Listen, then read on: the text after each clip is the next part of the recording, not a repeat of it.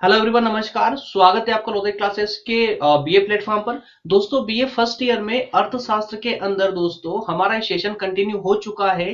प्रश्न पत्र प्रथम अर्थात की व्यष्टि अर्थशास्त्र माइक्रो इकोनॉमी के अंतर्गत दोस्तों हमारा एक भाग अभी इससे संबंध पहले हो चुका है। दोस्तों, अगर आपने इसका पहला भाग नहीं देखा है तो प्लीज पहले उस भाग को देख ले, पहले भाग को देख ले, उसके बाद ही सेकेंड भाग की ओर मूव करें। दोस्तों, उससे पहले कृपया करके मैं हाथ जोड़ के विनती करता हूँ सेकंड भाग ना देखें, क्योंकि आपको कुछ भी समझ नहीं आएगा। वो फिर कहेंगे कि सर बहुत सारे डाउट है, कुछ समझ नहीं आया, और आपका सर दुखने लगेगा, क्योंकि ये अर्थशास्त्र है दोस्तों। अर्थशास्त्र और मैथ्स लगभग एक जैसे होते हैं, याद रखिएगा, है ना। तो कंसेप्ट समझना आवश्यक है, तो इसका पहले भाग को देखना कंपलसरी है, उसके बाद ही आप इस सेकंड भाग की ओर मूव करेंगे। क्योंकि दोस्तों अर्थशास्त्र की अर्थ परिभाषा, प्रकृति, क्षेत्र, इन सब से संबंधित दोस्तों हमारा ये लेक्चर चल रहा है, जिसमें इस लेक्चर में हम इस भाग को कंप्लीट कर लेंगे। तो इसका पहला भाग डिस्क्रिप्शन में उसकी लिंक है, उसको पहले देख लें। तो दोस्तों, जो पहली बार सेशन पर आए हैं उन सभी के लिए ये जो है ये सुझाव था मेरी ओर से। इसके अलावा जो हमें कंटिन्यूसली फॉलो करें उनको तो पता ही है, और इन सबके अलावा दोस्तों हमारे इस प्लेटफॉर्म पर बीए के सभी सब्जेक्टों को पूरे विस्तार पूर्वक सभी सब्जेक्ट को पूरे विस्तार पूर्वक सभी टॉपिकों को दिए जा रहा है, जिससे कि आप यूपीएससी के दृष्टिकोण से दोस्तों आपको फुल लेंथ में आपको सभी सब्जेक्ट मिलते हैं। तो चलिए दोस्तों, मूव करते हैं अपने सेकंड भाग में मूव करते हैं। ये सब कुछ दोस्तों मैं आपको प्रथम भाग में यहाँ पर बता चुका हूँ, इंट्रोडक्शन हमारा कंप्लीट हो चुका था।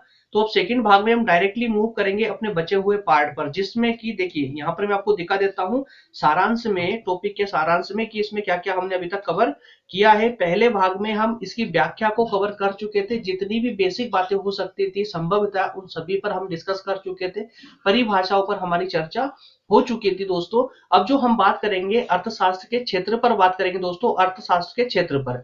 और चूंकि महत्व महत्व को दोस्तों इसमें हम देखने का प्रयास करेंगे, महत्व के बारे में भी डिस्कस करने की कोशिश करेंगे, लेकिन देखेंगे कितना पार्ट बच रहा है उसका, तो फिर नेक्स्ट जो हमारा टॉपिक होगा उसमें हम डिस्कस करेंगे इस पर। तो चलिए दोस्तों, शुरू करते हैं अपने सेकंड भाग को शुरू करते हैं और डायरेक्टली मूव करते हैं अपने बचे हुए पार्ट पर। तो दोस्तों इस प्रकार से ये अर्थशास्त्र का क्षेत्र, यहाँ पर हमने क्लास को रोक दिया था, टाइम ज्यादा हो रहा था इस कारण से। तो दोस्तों अर्थशास्त्र के क्षेत्र के बारे में बेसिक जो बातें होती थी वो लगभग हम स्टार्टिंग में उस फर्स्ट भाग में कर चुके थे। इसके क्षेत्र का जो अर्थ, क्या अर्थ होता है, क्या होता है क्षेत्र, इसके बारे में हम बेसिक बातें भी कर चुके थे। तो अब थोड़ा सा शॉर्ट में और स्पीड से चलेंगे, क्योंकि ये सेशन काफी लंबा ना हो, इस बात का ध्यान रखते हुए हमें थोड़ा सा स्पीड से मूव करना पड़ेगा, लेकिन हाँ पूरा समझते हुए इसको आगे बढ़ेंगे, हम समझते हुए चलेंगे। तो दोस्तों अर्थशास्त्र का क्षेत्र का अर्थ ये होता है कि अर्थशास्त्र जिसमें अर्थशास्त्र के अंदर किस किस का अध्ययन किया जा रहा है, और अर्थशास्त्र में जो उसकी विषय सामग्री होती है, विषय सामग्री अर्थात कि जिस पर अध्ययन किया जाता है। जैसे कि हमने समझा था अर्थशास्त्र की व्याख्या के अंदर कि भाई अर्थशास्त्र जो है, अर्थशास्त्र में मानव की आर्थिक क्रियाओं का अध्ययन होता है। तो जो मानव की आर्थिक क्रियाएं होती है वही अर्थशास्त्र की विषय सामग्री होती है। तो जो विषय सामग्री है वही विषय सामग्री अर्थशास्त्र का क्षेत्र कहलाती है। जैसे लास्ट टाइम में हमने एग्जांपल लिया था कि अगर कोई अर्थशास्त्र, कोई ऐसी अर्थशास्त्र है जो एक क्षेत्र विशेष, समाज के एक क्षेत्र विशेष की आर्थिक क्रियाओं का अध्ययन करती है। जैसे फॉर एग्जांपल दोस्तों हम इस प्रकार इसको समझ सकते हैं कि हो सकता है कि जैसे मान लेते हैं कोई एक फैक्ट्री है, फैक्ट्री में कार्य करने वाले वर्कर्स है, ठीक है। तो अगर उनकी आर्थिक स्थिति के बारे में हमें उसका मूल्यांकन करना है ना, तो एक अर्थशास्त्र वो हो जाएगी कि एक पर्टिकुलर एक फैक्ट्री या पर्टिकुलर एक कंपनी के वर्कर्स की इकोनॉमी का पता कर रहे हैं, हम इकोनॉमी कंडीशन का पता कर रहे हैं, तो वो एक अर्थशास्त्र अलग हो जाएगा। उसी प्रकार से अगर हम देखें कि पूरे समाज या पूरे राष्ट्र की इकोनॉमी का पता करना है, तो वो एक इकोनॉमी का क्षेत्र और बड़ा हो जाएगा। इसी प्रकार से अगर पूरे विश्व की इकोनॉमी की हम बात करेंगे तो उस अर्थव्यवस्था का क्षेत्र और ज्यादा बड़ा हो जाएगा।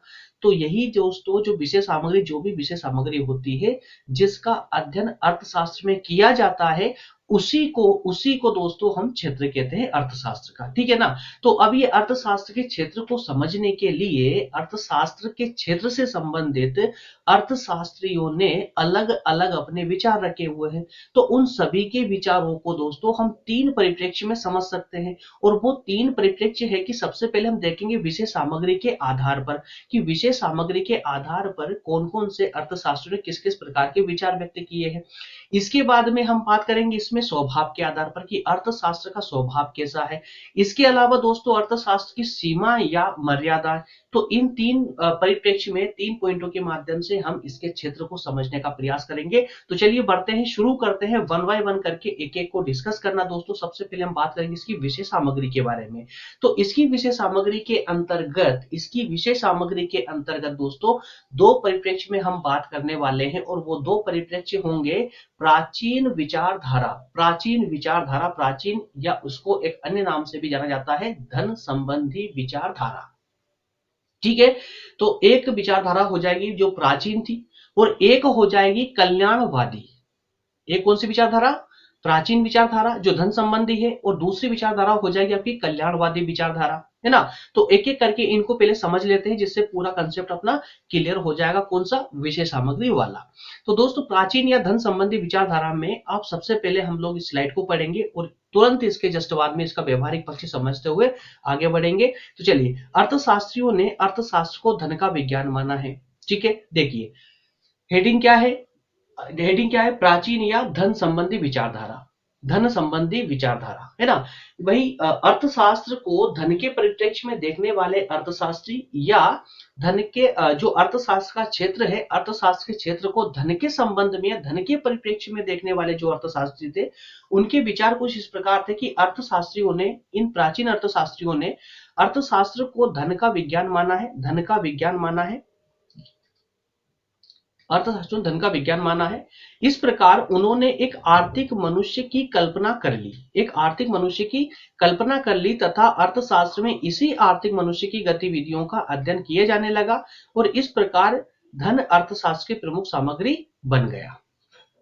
तो जो प्राचीन अर्थशास्त्री थे, जो धन संबंधी विचारधारा रखने वाले अर्थशास्त्री थे, उनके अनुसार ये था कि उन्होंने जो अर्थशास्त्र की कल्पना की ना, उस अर्थशास्त्र की कल्पना ही जो थी दोस्तों, वो मानव की आर्थिक गतिविधियों पर आधारित थी, और उन्हीं आर्थिक गतिविधियों के आधार पर ही अन्य अर्थशास्त्रियों ने जो है अर्थशास्त्र के क्षेत्र की कल्पना की, और इन्होंने कहा कि जो पूरा अर्थशास्त्र है, इस अर्थशास्त्र में धन का स्टेप बाय स्टेप अध्ययन होता है, स्टेप बाय स्टेप अध्ययन होता है। जैसे कि एक राजनीति विज्ञान में, माफ करना, जैसे कि विज्ञान में अध्ययन होता है, विज्ञान के तथ्यों का अध्ययन होता है, उसी प्रकार से अर्थशास्त्र में भी मानव की आर्थिक क्रियाकलापों का अध्ययन स्टेप बाय स्टेप होता है। इसी कारण से इसे धन का विज्ञान कहा जा सकता है। तो ये धारणा थी प्राचीन अर्थशास्त्रियों की, ठीक है। नेक्स्ट है कल्याणवादी विचारधारा को मानने वाले विचारक जो थे या अर्थशास्त्री थे दोस्तों, तो इस विचारधारा के अर्थशास्त्रियों ने धन की अपेक्षा मानव कल्याण को प्रमुख स्थान दिया है। अब यहां पर सिर्फ 1 मिनट के लिए क्लास को स्टॉप करें और सुने, खाली बस स्लाइड नहीं रहेगी, सुनिए। अर्थशास्त्र का क्षेत्र क्या हो सकता है? आप और हम अगर व्यवहारिक रूप से इसको समझने का प्रयास करें, तो भाई अर्थशास्त्र का क्षेत्र क्या हो सकता है? इसको दो परिप्रेक्ष्य में बिल्कुल हम देख सकते हैं।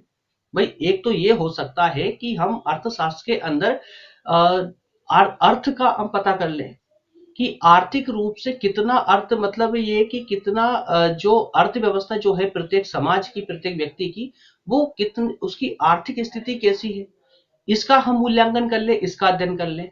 और इसके अलावा एक ये भी हम देख सकते हैं अर्थशास्त्र के अंदर ही कि जब हम अर्थशास्त्र में धन संबंधी विचारधारा से, या कहें कि अर्थशास्त्र में जब धन का अध्ययन करने के बाद में व्यक्ति या समाज की आर्थिक स्थिति को समझने के बाद में उसका जब हम पूरी समाज का अध्ययन करते हैं कि अगर किसी व्यक्ति की आर्थिक स्थिति ऊपर उठ रही है ना, या नीचे गिर रही, तो उसके कारण उस समाज या उस राष्ट्र के विकास पर क्या प्रभाव पड़ेगा।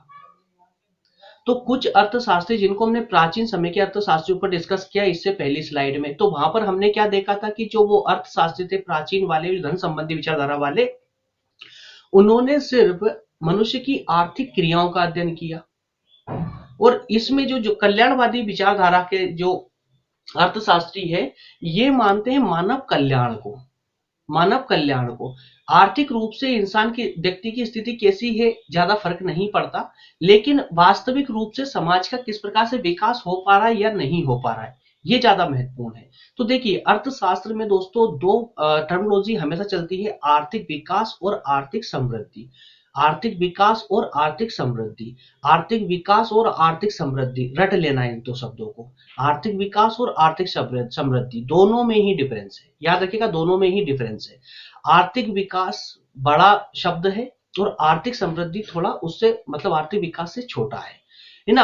आर्थिक विकास का मतलब हुआ कि प्रत्येक रूप से व्यक्ति अपना जीवन यापन करते हुए सुख समृद्धि के साथ में व्यक्ति जो है अपना जीवन यापन करे, सुख समृद्धि के साथ रहे, पूरी तरह से परिपूर्ण हो व्यक्ति, तो ये हो जाता है आर्थिक विकास। तो जब आर्थिक समृद्धि की बात करते हैं तो व्यक्ति की प्रति व्यक्ति आय का बढ़ना आर्थिक समृद्धि का संकेत होता है ना। तो दोस्तों इसी प्रकार से जो धन संबंधी विचारधारा वाले अर्थशास्त्री थे, तो उनका था आर्थिक समृद्धि पर ज्यादा फोकस, कि व्यक्ति की प्रति व्यक्ति आय बढ़ना चाहिए, है ना, आय बढ़ना चाहिए। और लेकिन जब कल्याणवादी विचारधारा के अर्थशास्त्रियों की जब हम बात करते हैं, तो इनका कहना है कि प्रति व्यक्ति आय बढ़े या घटे उससे कोई ज्यादा फर्क नहीं पड़ता है, बल्कि व्यक्ति में आर्थिक विकास आना चाहिए, अर्थात कि व्यक्ति में सुख समृद्धि हर प्रकार के जो सुविधाएं हैं उसके जीवन यापन के लिए वो सारी सुविधाएं उसके पास होना चाहिए, वो कहलाती है आर्थिक विकास। ठीक है ना। तो इस विचारधारा के अर्थशास्त्रियों ने धन की अपेक्षा मानव के कल्याण पर ज्यादा फोकस किया है। धन व्यक्ति के लिए हो ना कि व्यक्ति धन के लिए, है ना। भाई व्यक्ति धन के लिए नहीं होना चाहिए बल्कि धन व्यक्ति के लिए होना चाहिए, पर वर्तमान परिप्रेक्ष्य में तो उल्टा ही है। भाई प्रत्येक व्यक्ति आज धन के लिए हो ही चुका है ना, है ना। तो इस प्रकार सामाजिक मनुष्य के व्यापार संबंधी उन आर्थिक क्रियाओं का अध्ययन किया जाना चाहिए जिनका संबंध भौतिक कल्याण से होता है दोस्तों। तो वही आर्थिक विकास की यहाँ पर बात की जा रही है। तो दो परिप्रेक्ष्य में अब इसको और सामान्य रूप से दोस्तों कैसे समझेंगे आप लोग, कि जब हम क्षेत्र की बात कर रहे हैं और क्षेत्र के अंदर इसकी विषय सामग्री की बात कर रहे हैं, तो पूरी अर्थशास्त्र में दोस्तों दो ही परिप्रेक्ष्य में बात की जाती है। विषय सामग्री, अर्थशास्त्र की विषय सामग्री दो ही है जिस पर अर्थशास्त्र में अध्ययन होता है। एक तो है जो बात करता है कि व्यक्ति की आर्थिक स्थिति ऊपर उठे, सिर्फ आर्थिक स्थिति, और एक स्थिति ये है, एक दूसरी विषय सामग्री ये है जिसमें बात की जाती है कि व्यक्ति प्रत्येक प्रकार से उसके जीवन के प्रत्येक पहलू में वो इंप्रूव करे, ऊपर उठे, उसको हम आर्थिक विकास और एक आर्थिक समृद्धि, ठीक है ना। तो इस दो परिप्रेक्ष्य में इसका अध्ययन किया जाता है। तो ये होगी इसकी विषय सामग्री। अब हम बात करते हैं अर्थशास्त्र के स्वभाव पर। भाई अर्थशास्त्र का स्वभाव अर्थात अर्थशास्त्र है क्या, कैसा है, क्या भूगोल की तरह दिखता है, इतिहास की तरह दिखता है, विज्ञान की तरह दिखता है, कला की तरह दिखता है, कैसा दिखता है। तो उस परिप्रेक्ष्य में यहाँ पर दो ही बातों पर अधिक फोकस रहता है। जैसे आपको दोनों पॉइंट दिख रहे हैं कि क्या ये अर्थशास्त्र जो है विज्ञान के रूप में दिखता है या फिर ये कला के रूप में दिखता है। भाई दो ही प्रकार हो सकते हैं, तो क्यों ना दोनों पर एक एक डिस्कस कर लेते हैं, दोनों पर बात कर लेते हैं, कि एक बार विज्ञान के रूप में देख लेते हैं कि विज्ञान के रूप में कैसे दिखता है, और एक कला के रूप में देख लेते हैं। अब चूंकि हम अपने हिसाब से देख नहीं रहे, भाई जो अर्थशास्त्री हमको बता गए हैं पहले विज्ञान के रूप में देखने वाले अर्थशास्त्री अलग थे, तो उनको अपने एक अलग से कलेक्शन कर लिया उनका, और हम उनके सभी विचारों को हम अध्ययन करें कि अर्थशास्त्र विज्ञान के रूप में।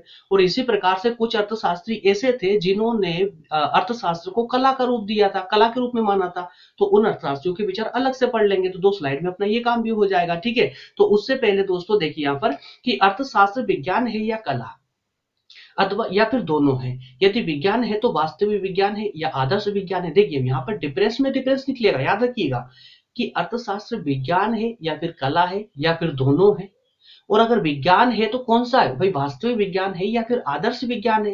वो विज्ञान का अर्थ क्या होता है पता होना चाहिए आपको। भाई किसी भी विषय के क्रमबद्ध ज्ञान के क्रमबद्ध या सुव्यवस्थित अध्ययन को, ज्ञान को जो है विज्ञान कहते हैं। ठीक है ना। तो चलिए इसको और थोड़ा सा स्पष्ट रूप से समझ लेते हैं जरा। तो विज्ञान में किसी भी विषय के विज्ञान होने के लिए चार तत्वों का होना आवश्यक है। कितने तत्व, चार तत्वों का होना जरूरी है।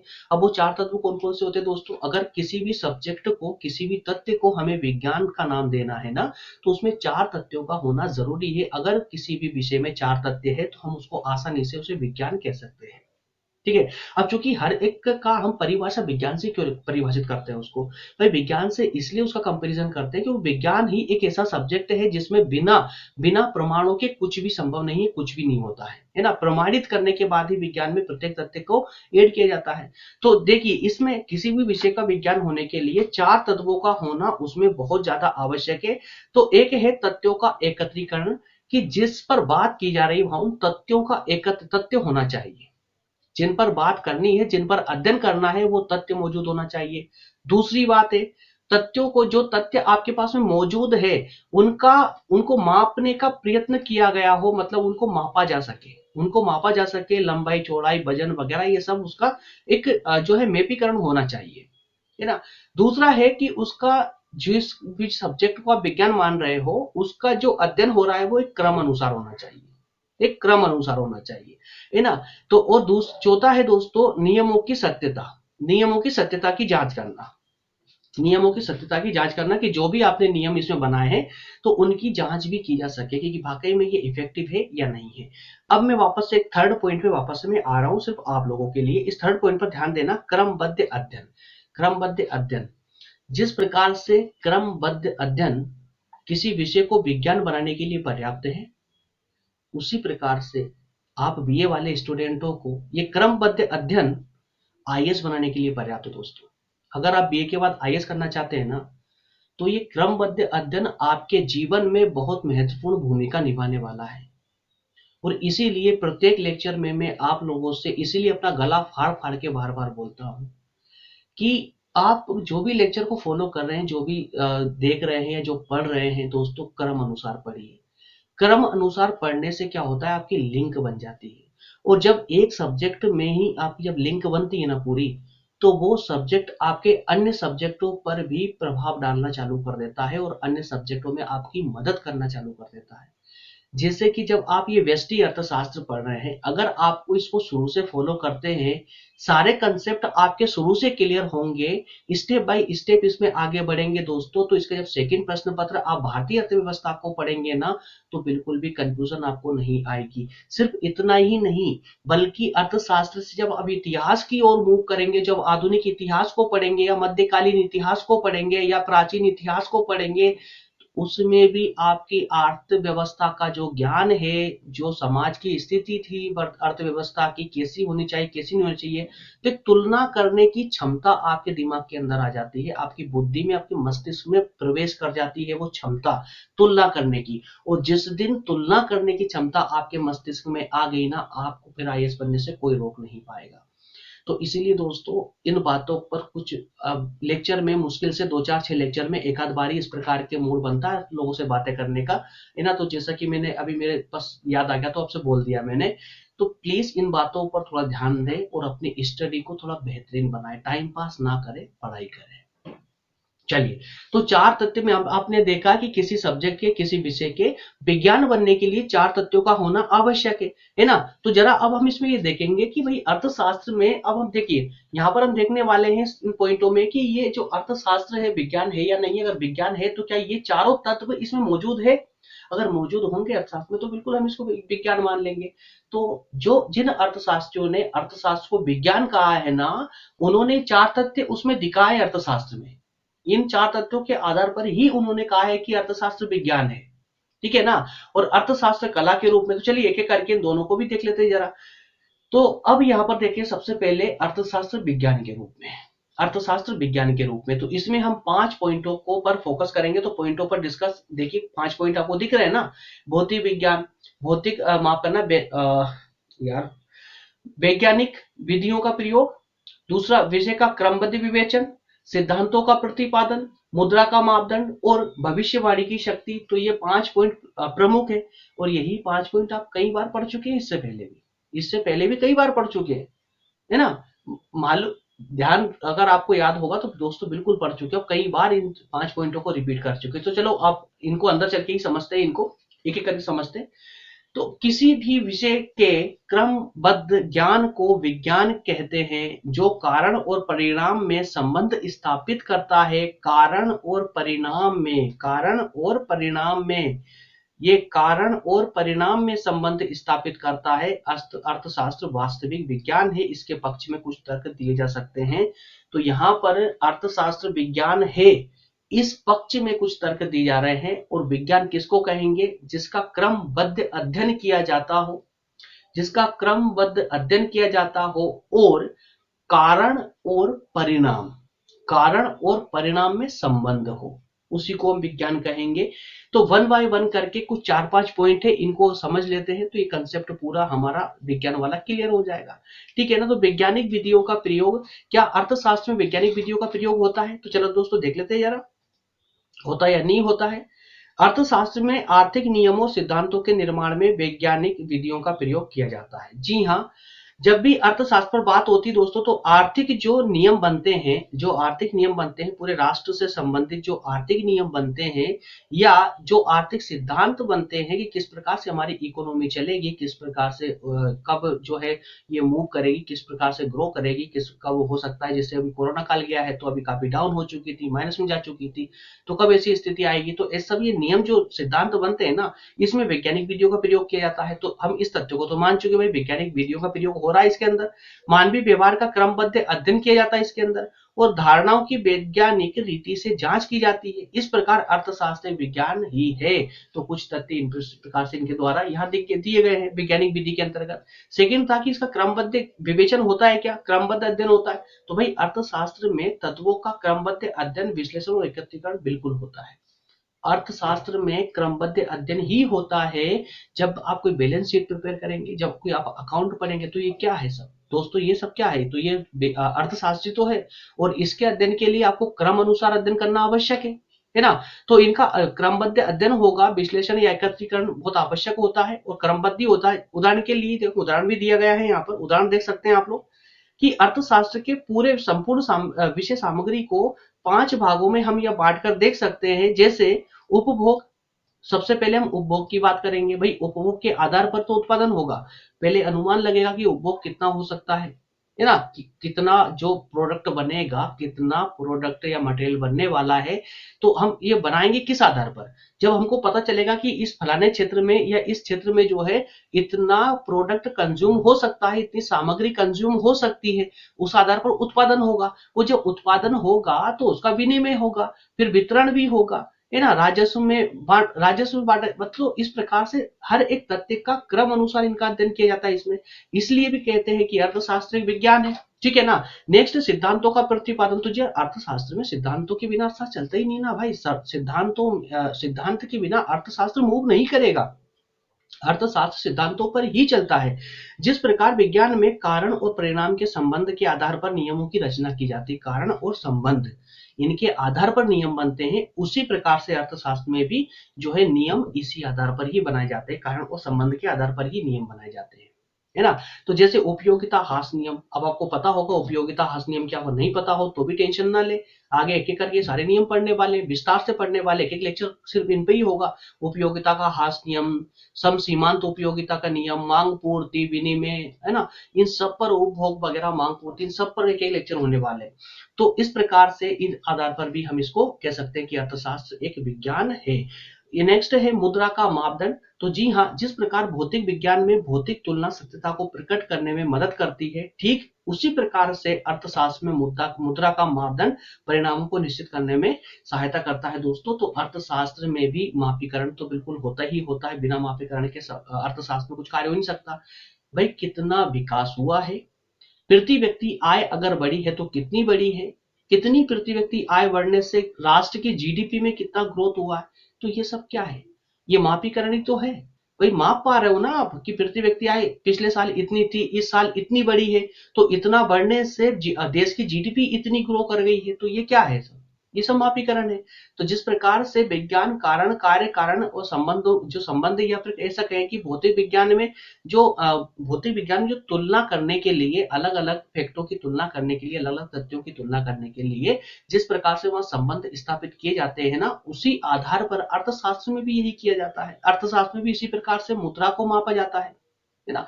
मुद्रा को मापते हैं जैसे विज्ञान में वहां पे उसके तथ्यों के साथ में एक तथ्य की दूसरे तथ्य से तुलना की जाती है, उसी प्रकार से अर्थशास्त्र में भी मुद्रा का जो है मापीकरण होता है या तुलना की जाती है।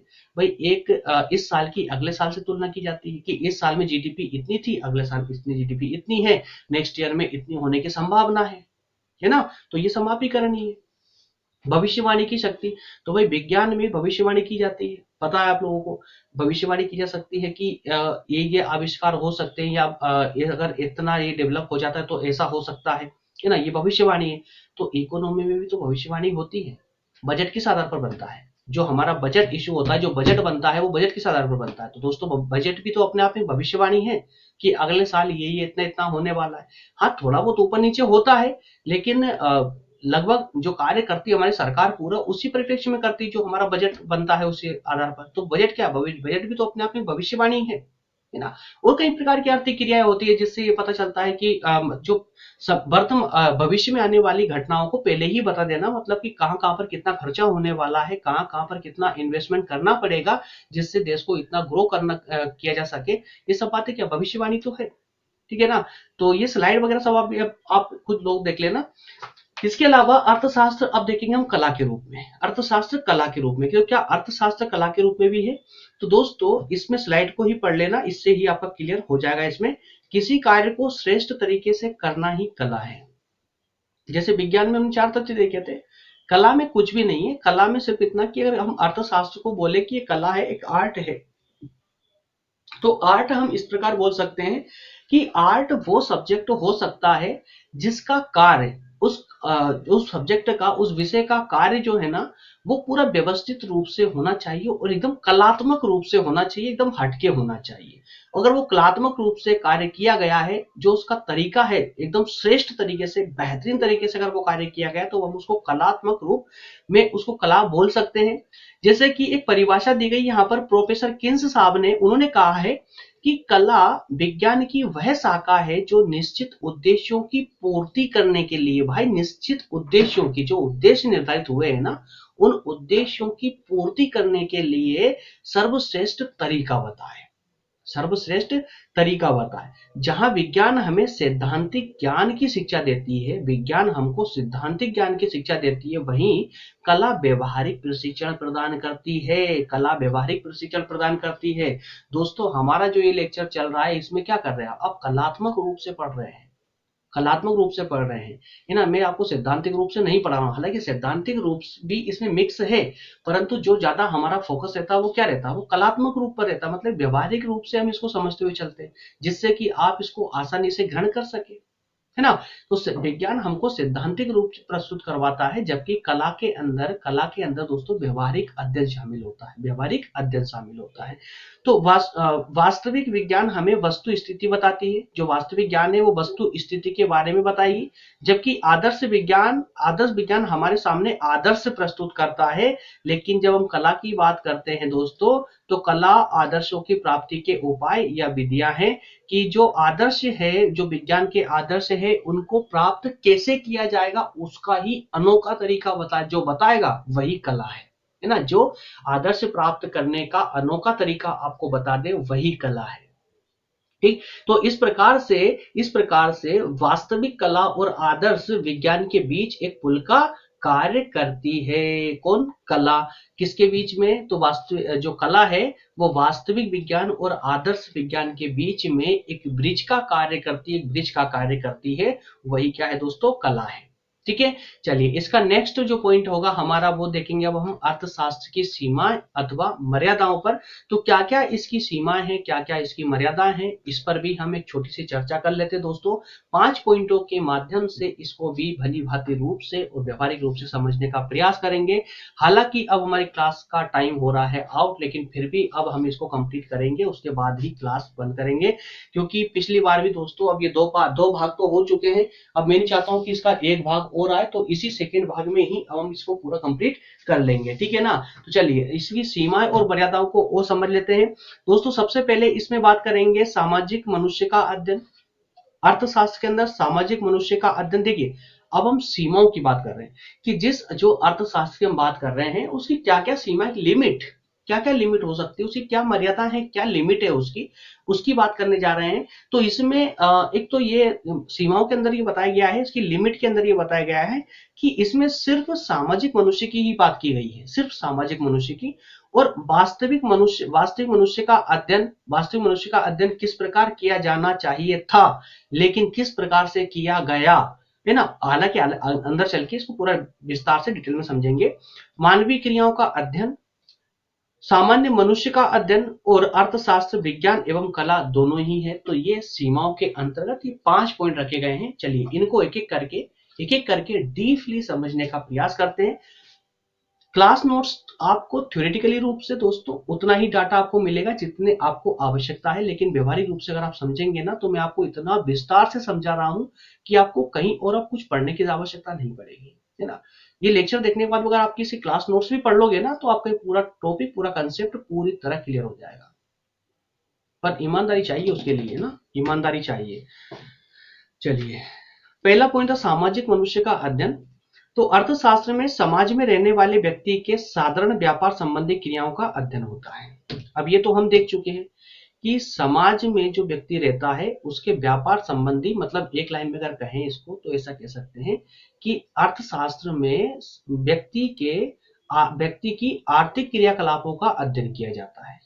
व्यक्ति की आर्थिक क्रियाकलापों, अब आर्थिक क्रियाकलाप कौन से, व्यापार संबंधी क्रिया, जो अब वो कार्य काम का जो भी करेगा, तो क्या व्यापार करेगा, नौकरी करेगा, जो भी करता है, तो उन्हीं क्रियाओं का अध्ययन किया जाता है अर्थशास्त्र में। तो इसका मतलब ये कि आर्थिक और अनार्थिक सभी क्रियाओं का अध्ययन होता है। इससे अर्थशास्त्र का क्षेत्र व्यापक हो जाता है, इसका अर्थशास्त्र का क्षेत्र व्यापक हो जाता है। तो देखिए यहाँ पर क्या कहा उसने कि अर्थशास्त्र में समाज में रहने वाले व्यक्ति का साधारण व्यापार संबंधी क्रियाओं का अध्ययन होता है, साधारण व्यापार संबंधी क्रियाओं का अध्ययन होता है। तो जब ये साधारण व्यापार संबंधी क्रियाओं का अध्ययन हो रहा है, मतलब ये कहीं ना कहीं ये आर्थिक विकास की ओर इशारा कर रहा है। तो यहाँ पर ये कहने का प्रयास ये कर रहा है, यहाँ पर जो छोटी सी आलोचना, ये सीमा है, हालांकि सीमा ये आलोचनाओं में नहीं आएगी, लेकिन फिर भी एक तरह से अप्रत्यक्ष रूप से आलोचना ही है इसकी ये। तो यहाँ पर कहना ये है कि अर्थशास्त्र के अध्ययन में मनुष्य की जो अनार्थिक जो क्रिया है, अनार्थिक जो अर्थ से संबंधित नहीं है, उन क्रियाओं का भी अध्ययन किया जाता है। और आर्थिक और अनार्थिक दोनों क्रियाओं का अध्ययन करने से इसका क्षेत्र बहुत ज्यादा व्यापक हो जाता है, जबकि ऐसा नहीं होना चाहिए था, है ना। एक सीमा तो ये कह दी गई। दूसरे में बात की तो कि सामान्य मनुष्य का अध्ययन, तो अर्थशास्त्र में वास्तविक मनुष्य का अध्ययन होता है, काल्पनिक व्यक्तियों का नहीं। इस प्रकार इसमें पशु पक्षियों का कोई स्थान नहीं है। क्लियर है ना, सिर्फ मनुष्य का अध्ययन है, सामान्य मनुष्य का। बाकी जो इसके अलावा जो अलग है, जो काल्पनिक वस्तु है, उनकी भी कोई चर्चा नहीं है इसमें। पशु पक्षी या कहें कि पशुधन से संबंधित भी इसमें कोई चर्चा नहीं की गई है। तो ये भी इसकी एक सीमा है, एक लिमिट है। नेक्स्ट है मानवीय क्रियाओं का अध्ययन। तो अर्थशास्त्र में केवल उन्हीं मानवीय क्रियाओं का अध्ययन होता है जिन्हें मुद्रा या द्रव्य में मापा जा सकता है, यानी मनुष्य की आर्थिक क्रियाओं का अध्ययन अर्थशास्त्र में होता है। तो कुल मिलाकर ये कि यहाँ पर अर्थशास्त्र में एक सीमा के अंदर ये भी बताया है कि अर्थशास्त्र में सिर्फ उन्हीं क्रियाओं का अध्ययन होता है जो मानव की आर्थिक क्रियाओं से संबंधित है। इसके अलावा अन्य अध्ययन या उसके अन्य क्षेत्रों का अध्ययन नहीं होता है। नेक्स्ट है सामान्य मनुष्य का अध्ययन। सामान्य मनुष्य का अध्ययन, सामान्य मनुष्य का अध्ययन, अर्थशास्त्र में सामान्य मनुष्य का अध्ययन किया जाता है। असामान्य मनुष्य जैसे कि पागल, अपराधी, कंजूस, इन सबका नहीं किया जाता, इनको इस क्षेत्र से बाहर रखा जाता है। इसके अलावा अर्थशास्त्र विज्ञान दोनों, कला दोनों ही है। तो अर्थशास्त्र प्राकृतिक विज्ञान के समान दृढ़ और निश्चित नहीं है, प्राकृतिक विज्ञान के समान दृढ़ और निश्चित नहीं है, क्योंकि अर्थशास्त्र में मानवीय व्यवहार का अध्ययन होता है, ना कि पदार्थों का। क्षेत्र हमारे क्लियर, अर्थशास्त्र के क्षेत्र क्लियर। और मैं पूरी उम्मीद करता हूं कि आपको पूरा 100% समझ आया होगा। क्यों? क्योंकि इससे ज्यादा व्यवहारिक नहीं यार दोस्तों, कहीं नहीं मिल पाएगा, वो नहीं मिल पाएगा। बुक में तो आप पढ़ेंगे पूरा 100% कंफ्यूज होने वाले हैं, क्योंकि थोड़ा सा डिफिकल्ट डाटा होता है, स्टार्टिंग में थोड़ी प्रॉब्लम आती है समझने में, है ना। तो ये एकदम व्यवहारिक रूप से मैंने आपको समझाने का प्रयास किया है। अर्थ, परिभाषा और अर्थशास्त्र के क्षेत्र, ठीक है ना। नेक्स्ट हमारा स्टार्ट होगा दोस्तों अर्थशास्त्र का महत्व, अर्थशास्त्र का महत्व। और इसमें इस अर्थशास्त्र का जो हमने भी अर्थ पढ़ा, इसकी व्याख्या पढ़ी है, इसके अलावा जो हमने इसकी परिभाषा देखी है, अर्थशास्त्र का क्षेत्र देखा है कि ये विज्ञान है या कला है या दोनों है या क्या क्या है, फलाना ढिमका, जो भी अभी तक हमने देखा है, उन सब का महत्व क्या है, उन सब का महत्व क्या है, एक देश की, एक राष्ट्र की अर्थव्यवस्था में उसका महत्व क्या है, उस महत्व को दोस्तों हम अब नेक्स्ट लेक्चर जो भी हमारा इस पर होगा अर्थशास्त्र के अंदर, व्यष्टि अर्थशास्त्र के अंदर, जो नेक्स्ट सेशन दोस्तों हमारा आएगा सकारात्मक और आदर्शात्मक अर्थशास्त्र, तो इसी में स्टार्टिंग में हम इसके महत्व पर चर्चा कर लेंगे। ठीक है ना। क्यों? वैसे दोस्तों इसमें इतना डिफिकल्ट, ये सैद्धांतिक महत्व और व्यवहारिक महत्व, ये दो महत्व पर ही हमको यहाँ पर डिस्कस करना है। सैद्धांतिक और व्यवहारिक, सैद्धांतिक और व्यवहारिक, इन दो पर हमें डिस्कस करना है। ज्यादा टिपिकल नहीं है, एक बार पढ़ लीजिएगा। नहीं समझ आए, अगर ये सैद्धांतिक और व्यवहारिक महत्व समझ नहीं आता है दोस्तों, आप मुझे कमेंट जरूर कर देना। ऐसा होगा तो हम इसके लिए मुश्किल से 15 मिनट का अलग से सेशन होगा, उसको हम आपके लिए लेकर आ जाएंगे। ठीक है दोस्तों, तो मिलेंगे नेक्स्ट सेशन में, और नेक्स्ट सेशन हमारा सकारात्मक एवं आदर्शात्मक अर्थशास्त्र पर होगा नेक्स्ट लेक्चर। दोस्तों इसमें रुक रुक कर लेक्चर आएंगे, मैं आपको स्पष्ट तौर पर पहले ही बता दूं। व्यष्टि अर्थशास्त्र में इसकी शर्त यही है, चूंकि दोस्तों देखिए मैं आपको ओपन प्लेटफॉर्म पर पढ़ा रहा हूँ, यूट्यूब पर पढ़ा रहा हूँ, और जैसा कि मैं आपको शुरू में ही बता चुका हूँ कि दोस्तों लोधा जी क्लासेस कभी भी आपसे लेक्चर के लिए चार्ज नहीं करेगा, लेक्चर के लिए चार्ज नहीं करेगा, चाहे आपको हम बीए कराएं, चाहे आपको यूपीएससी की तैयारी करवाएं, कभी भी हम आपसे चार्ज लेक्चर को लेकर के दोस्तों, स्टडी को लेकर आप चार्ज नहीं करेंगे। तो अब आप खुद समझते हैं कि हम आपको एक तो ओपन प्लेटफॉर्म पर पढ़ा रहे हैं, यूट्यूब पर पढ़ा रहे हैं, निशुल्क पढ़ा रहे हैं, और आगे भी निशुल्क पढ़ाने का ही प्रॉमिस कर रहे हैं। तो दोस्तों मैं जो लेक्चर लेकर आ रहा हूं, अब जो ये आपको फर्स्ट यूनिट का फर्स्ट टॉपिक मैंने आपको 2 भाग में प्रोवाइड किया है, इसे कम से कम 1000 लोगों तक पहुंचना चाहिए। 1000 लोगों तक जब तक जैसे ही पहुंच जाएगा, तो 1000 लोग इधर व्यूज कंप्लीट होंगे, उससे पहले ही आपको इसका सेकंड टॉपिक प्रोवाइड हो जाएगा, मिल जाएगा। तो आप लोगों से बस मैं एक ही रिक्वेस्ट करता हूं दोस्तों, कि अगर आप कंटिन्यूअसली हमारी जो हमारे द्वारा जो आपके लिए मदद की जा रही है, जबकि हमारे द्वारा जो छोटा सा प्रयास आप लोगों के लिए किया जा रहा है, अगर आपको ये प्रयास पसंद आ रहा है तो प्लीज थोड़ा सा सपोर्ट हमको करें, क्लासेस को शेयर करें, जिससे कि अधिक से अधिक व्यूज मिलते रहें, क्लासेस को अधिक से अधिक व्यूज मिलेंगे। मैंने आपको बताया ना कि अगर इसमें 1000 व्यूज अर्थात 1000 लोगों तक अगर ये पहुंच जाता है, उसके बाद में दोस्तों ये क्लासेस कंटिन्यू हो जाएगी। क्योंकि अगर 100-200 व्यूज पर ही अगर मैं आपको कंटिन्यूअसली क्लास देना चालू कर दूंगा दोस्तों, तो हमारी सभी क्लासेस की रैंक पूरी गिर जाएगी।